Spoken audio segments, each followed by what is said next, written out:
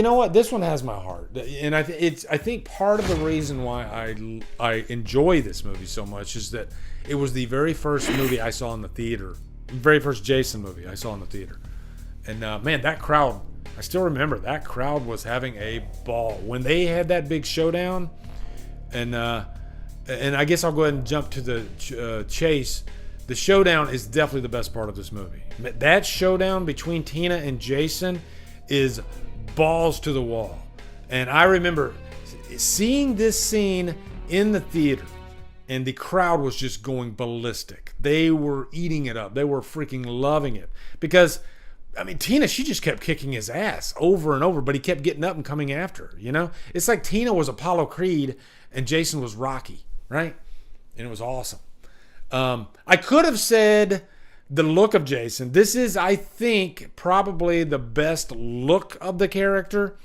And I guess it depends on what you're wanting. If you want like your full-on zombie Jason, then yeah, man, he looks amazing in this. John Carl Buechler, rest in peace. I think he did a great job on the design here. And this is Kane Hodder's best performance as Jason. You know, out of the 4 that he did, I think it's his best. So, yeah, there's a lot to love about the movie, I think. I think the worst thing about the movie is the neutering of the kills. And you can't blame the movie. That's the MPAA. But, man, they really did butcher this movie. And we'll never see the true version because I think the footage was lost or burned or something like that. It's gone. So we'll never see that footage, which sucks. But, yeah, I mean, I love all the characters in this movie. I love Tina. I like how they mix things up. We need to bring a new final girl that's going to change the game up. I honestly thought after Tina, and by the way, I think Sienna from the Terrifier series owes a huge debt to Tina because Sienna has like some kind of supernatural thing going on, right? That's from Tina. Tina was kind of the first final girl that started that whole trend. And there's very few of them since. I thought there'd be quite a few more along the way. But no, there's not that many. And I think it's a great idea for a final girl to give her some kind of powers. Because, I mean, your killers usually have some kind of supernatural power. So why not, right? Why not? So did I give you the worst thing? Yeah, I said the neutering. Okay, the neutering was the worst thing. Okay. Chuckin, who's your favorite horror protagonist? I mean, are you talking about like Final Girl?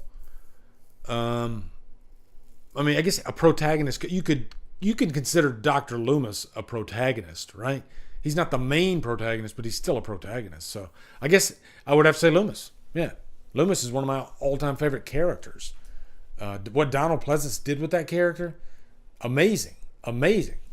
Chappie, what's up, man? He says, why do you think the MPAA rated was always so hard on Friday the 13th in the day? Because nowadays, does Friday the 13th movies would easily get an R rating? It's the time. The late 80s, for some reason, I think slasher movies, you can kind of compare the slasher movement to the hair metal movement. They kind of go side by side. Super Tender, what's up, man? Member for 8 months. Thank you, good sir. And by the way, check out that freaking awesome Paramount Plus documentary on hair metal called Nothing But a Good Time. I'm on my second watch now. It's because that was my heyday. I used to love hair metal in the 80s.